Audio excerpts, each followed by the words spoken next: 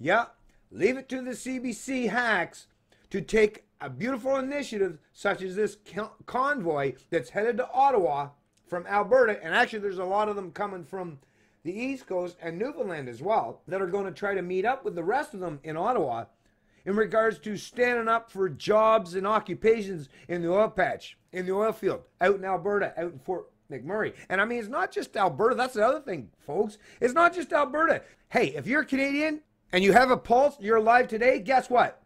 You rely on oil and gas for not just that home that you're living in to heat it. You know, it's probably really nice when you're sitting around a nice, cozy, warm home, isn't it? Well, guess what?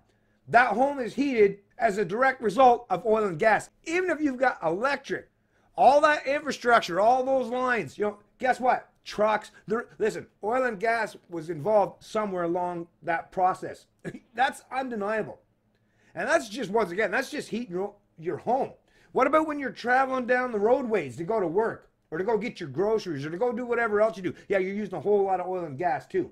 How about all the plastic products that we use and consume? Yeah, guess what? Oil and gas, petroleum products. I mean, basically, the entire modern world that allows us to live so comfortably exists in large part and as a result of oil and gas extraction, of petroleum products.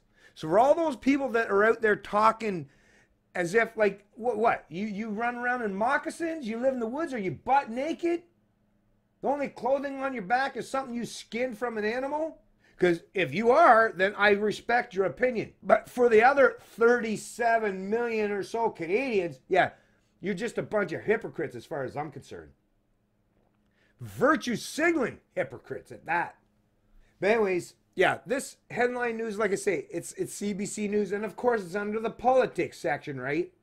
But I mean, this is, while most people in Canada are out there praising, applauding, and showing a lot of respect for these people that are standing up for Canadians' jobs. And like I say, not just the Alberta people, but these jobs help a lot of people from all areas of the country. Even all those wealth and transfer payments, you know, that redistributive efforts, that big socialist initiative that is part and parcel of what it is to be in Canada today. All that wealth transfer, all that forced wealth and income redistribution can only happen because there's a lot of people in Canada that are productive in certain particular areas or provinces or in particular fields or industries. So to try to paint this in such a negative light and try to bring identity politics into the equation, yeah, that speaks volumes in terms of the moral or intellectual honesty, or should I say lack thereof, that you're going to hear espoused or contained within this article.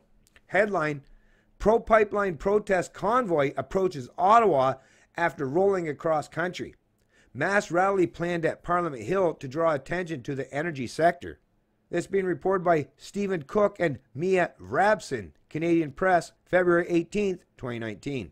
A convoy of angry Albertans and other Westerners rolls into Ottawa Tuesday for a mass protest against federal energy and environmental policies that has also become a magnet for extremist anti-immigrant elements. So just the first couple sentences contained within this article, this person, these contributors, and let me just go up and read the names once again.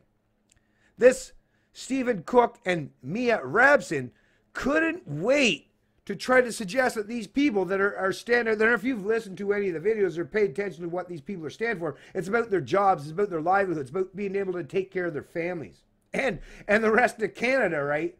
But yet the first thing that these contributors wanted to put out in this CBC article is their extremist and anti-immigrant elements that might be contained within there. So already trying to paint with a very negative light or a negative brush. A couple of hundred vehicles are expected on Parliament Hill as part of the United We Roll convoy, which began in Red Deer, Alberta on Valentine's Day and made its way east over 4 days with stops for rallies along the way.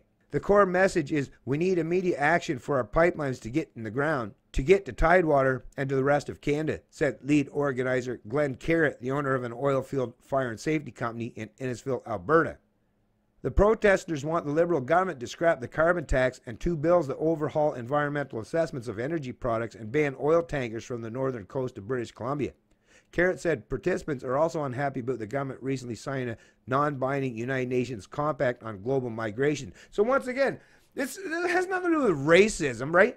The reason why these people are against this immigration pact signed by the Canadian government at the UN is because, yeah, a mass influx of legal or illegal migrants, yeah, it has a tremendous effect on suppressing the wages of these people. You're directly affecting their ability to take care and provide for their families. So yeah, they're going to be pissed off, and it's not because they're racist or anti-immigrant.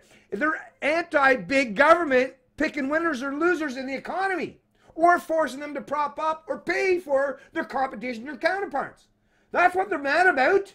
Stop fucking trying to paint these people as if they're racist or anti-immigrant.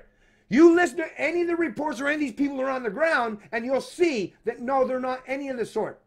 They're just good, decent Canadians who are standing up for their rights and their freedoms and their ability to provide for their family or their community or the country for that matter. All you parasites that rely on these people really need to stop being such elitist pieces of shit and start recognizing who the hell actually takes care of you.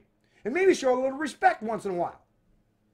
Carrot said Canada's borders need to be controlled by Canada and its citizens, not the United Nations. Is that a controversial statement?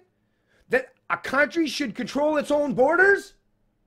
Not allow it to be controlled or dictated or managed by some bunch of elitist bureaucrats in some institution that's not even in this country? Another convoy was originally created by a group that called itself Canada Action, which canceled the plan and refunded thousands of dollars in donations after that effort became associated with extremist elements in the Yellow Vest Canada movement. So once again, see this? You see this, folks?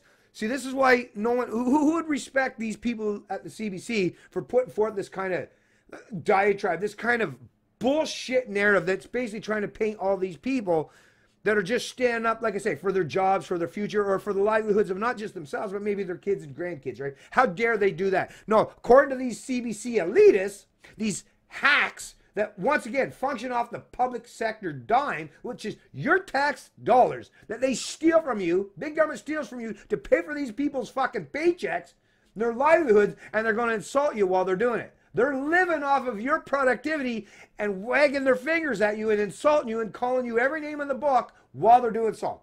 What a mentality, folks. What a mentality. Carrot originally referred to his convoy as a Yellow Vest Convoy, but renamed it United We Roll after it too was linked to people spewing hateful rhetoric against Muslims and immigrants.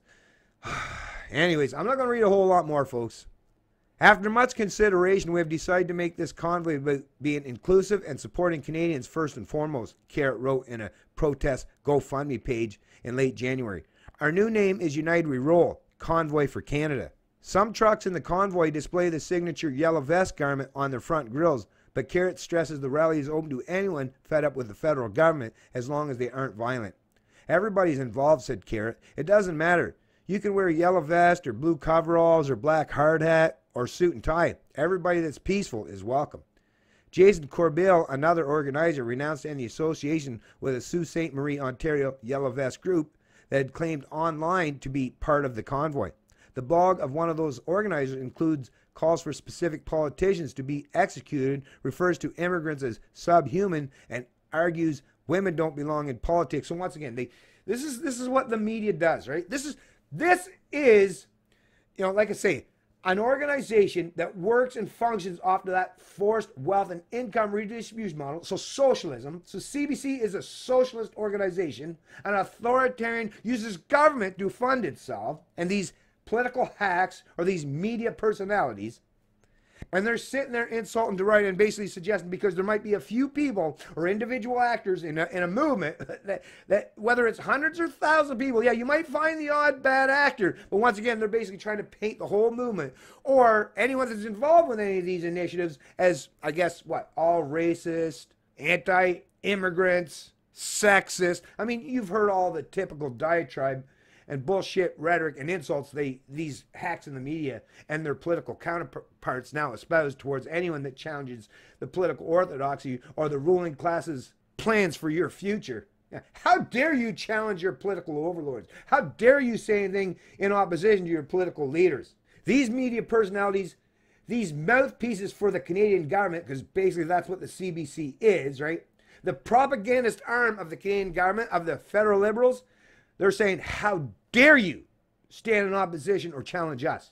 And they're showing that the minute you do so, they're going to come at you. And they're going to paint you in such a negative light in hopes and anticipation that everyone around you will turn against you. That's what these people are trying to do. They're trying to turn everyone around you against you for daring to stand up in opposition to their political orthodoxy. Come on, Canada. Be brave and be bold. I know you're out there. I know there's lots of you out there, and I see you out there, and I'm proud to see you out there. And I want to see more and more of you out there joining the rest of us and showing that nothing they throw at us. Let's all be Teflon Dons, right? Go ahead. Throw whatever you want, CBC. Go ahead, you political hacks and you partisan pundits. Throw what you got. You're going to see it's going to fall, slide, or bounce off me. It's just not going to stick. That'll really piss them off. So if you want to send a message back to these people, show them that nothing they're saying, all their rhetoric they're espousing or spewing, it's not going to do anything to deter you. That's your best defense against those who try to silence or suppress you. It's Canadian Libertarian, and I love liberty.